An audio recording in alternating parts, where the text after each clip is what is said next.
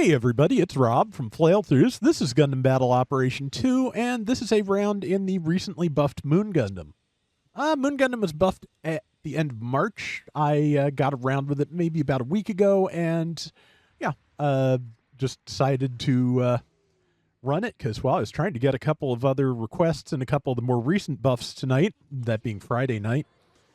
Just could not get anything to stick. I was not able to focus particularly well. Sleep's been weird the last couple of days.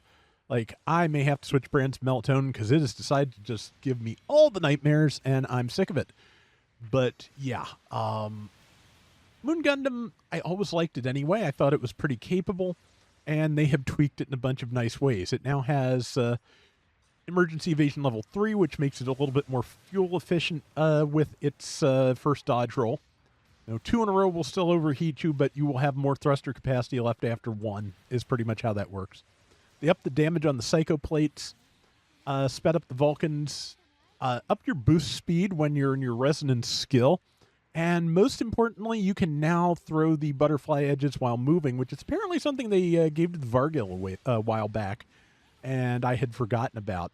So yeah, that has come to the Moon Gundam, and yeah, it is pretty capable.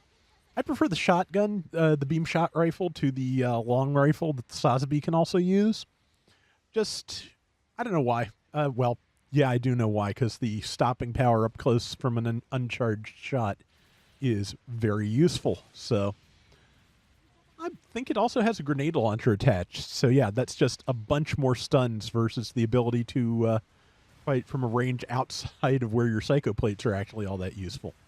You know, I'm sure there is a build for this that would make it a capable medium to long range sniper with its Psycho Plate shield like that, and the long rifle. I do not have that build, but yeah, I was happy I didn't hit that Barbatos because it looks like I didn't. Either that or it just has some really strong knockdown defense, which I would not doubt either. I do not know all the specifics of Barbatos Lupus, so I can't say for sure about that. But yeah, managed to hit with the launch plates, and yeah, the shield version definitely useful because I have no health. The thing about the Moon Gundam Psycho Plates as opposed to the Fin Funnel shield, the Psycho Plate shields and the Armed Armor shield Phoenix Gundam uses can deflect melee attacks, which the eye field shield on the Fin Funnel cannot. So that does give you a little bit more flexibility when you are trying to protect yourself from, horrible things.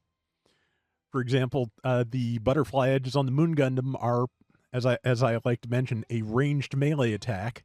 So yeah, they count as melee, which means they will interrupt a lot of things that other ranged attacks will not. And yes, they will go through the new Gundam shield. So those are both very valuable properties. Yep, there's the grenade launcher. I remembered it existed. Zaku 4 IP is pretty good these days. I like using that. Need to get to it again. It's fun. And yeah, the shotgun is one of those where if you land enough of the shots, you can do a good amount of damage. And I was, at a good angle for that, shooting a very large target. So yeah, perfect conditions for that. Looks like the team has that, so I'm going to go after this over here. I believe besides the increased speed, the resonance skill also makes the lock-on for your Psycho Plates a little faster, which is definitely welcome. You can also equip the Psycho Frame part to do that, as I recall. But let's see. Yep, managed to tag that Burgagyros, I think. Yeah, it's the new Burgagyros with the bugs on the shoulders. But yeah, those anti-personnel drones are called bugs. And let's see. Yeah, it is doing a pretty good job of laying into me, but I'm not sure how I built, but I probably built defensively. I don't remember offhand because I put together the parts on this a very long time ago, actually, and have had decent success with it. I should look at it. I probably have better parts now, and I'm pretty sure I did put this all the way through the hangar, so some of the composite parts may offer me a better defense than what I've got, or better offense and defense if I'm lucky. See, yeah, I zipped back because I knew if I didn't, the Psycho Plates would hit the corner there first and would not count as basically most ranged attacks, and the piercing ones in particular. If they hit an obstacle first, they will not register when they if they hit anything, hit a real target subsequently. So, yeah, that's something to be careful of with things like, again, Psycho Plates, Armed Armor, any of those physical Psychomu attacks. But yeah, okay, so far so good. Well, so far we're up almost 2-1. I'm pretty sure the enemy team brings it back a little bit before the end, but regardless, I'm going with this because it's 2:30 in the morning and I have no idea what to run. So that is where we're at. I just, like I said, just really, really kind of out of it. Sleep's been weird, and yeah, brain, and yeah, just a bunch of different stuff. But one good thing is. Heard from Gundamaniac recently. He's been away for a while, but he is back and he seems to be doing well. So that is excellent news. Always, happy to hear when somebody is, seems to be doing well, and is back in touch. So, I don't know. Just like I said, just really kind of out of sorts here. But luckily, I was less out of sorts whatever day I recorded this, and I'm playing half decent. So that's nice. It was one of those things tonight. I had a couple of rounds with decent moments, but nothing where I was like consistently competent enough to justify running. Like I've got a couple of requests in the hopper there I'm working on. I was trying to get something with Dozel Zaku now that that's been buffed. I really like how it is, how it feels. And it's one of those things, and I have this more than I wish I did, where I end up doing, I end up having a round where I feel like I've got the suit down. I'm doing everything right. I've got what I need out of it, and I look and 2 and 5 and 65,000 points. Yeah, I'm not running that. So yeah, but I had a couple of good moments there with the interrupt guard on the Dozel Zaku, and just generally, I enjoyed using it. I obviously wasn't doing as well as I thought, but I enjoyed it. So I'll take that. Yeah, it feels pretty good. The interrupt guard is good. The spike tackle is really, serious business. You can do I did about 7,500 damage between the big chop, the big punch, and the shoulder tackle to a aqua gun cannon, which of course I have type disadvantage against. So yeah, that was good. Yeah, points to the enemy team for bringing it back to just under a 2-to-1 ratio, which is about where I feel comfortable running things. But yeah, we pretty well dominated this round for most of the battle. And somehow I didn't make the board. Well, our Barbatos was off doing Barbatos things, did 220,000 damage, but I got 7 and 2 and 134k, so I'm not really complaining. That is going to do it for today's Gundam Battle Operation 2. We will be back soon with more. Till next time, everybody take care and have fun. Later.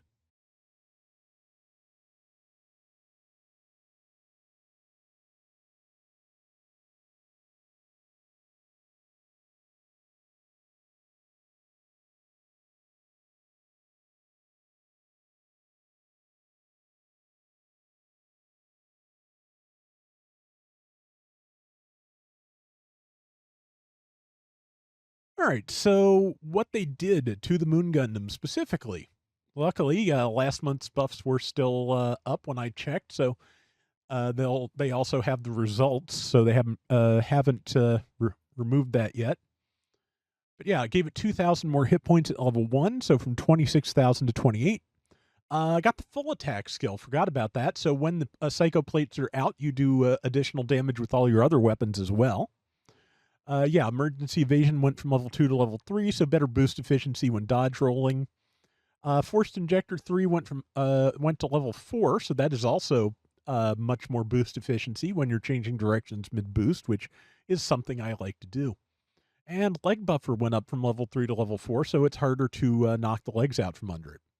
The head Vulcans fire faster now. I should have been using those more. Yeah, the Butterfly Edge gained 150 damage, went from 1750 to 1900, and you can use them while moving. You don't stop to throw them anymore. The Psycho Plates do a little bit more damage, 1600 a hit. And yeah, Psycho Plate Resonance skill effect while activation is increased, and thruster consumption while boosting is reduced. So yeah, both a higher effect and better boost efficiency. So yeah, I'm happy with those. And here is where we're at. At 700 for generals, the average win rate is 49.6%. Moon Gundam was at 45%. It's now at 50.8, so that is pretty good. Rival win rate is on average for generals at 700, 49.3. It was at 43.7. Now it's at 52.7. Damage dealt on average for generals, 104K, still a little bit under that. But it was at 89,000 and now it is at 103,000. Also, MS losses are down. The average is 3.2. It was at 3.3 and now it's under the average at 3.1. Very nice. At 750, pretty similar story. The average win rate for generals is 51.1. That's interesting. That's probably the highest overall general win rate I have seen on at any of these costs. I kind of wish they'd just do a universal chart of those costs so we could see whenever we wanted.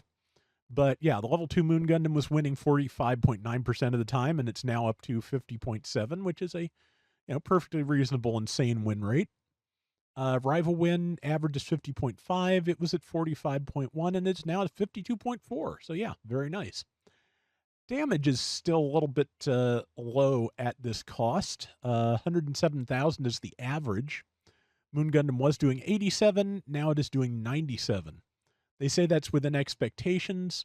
To be honest, I have a feeling that a lot of that comes from the fact that the Psycho Plates are ballistic damage, and ballistic damage kind of kicks back in as a valued defense at high costs because of the proliferation of shot lancers and other ballistic weapons in the later UC stuff.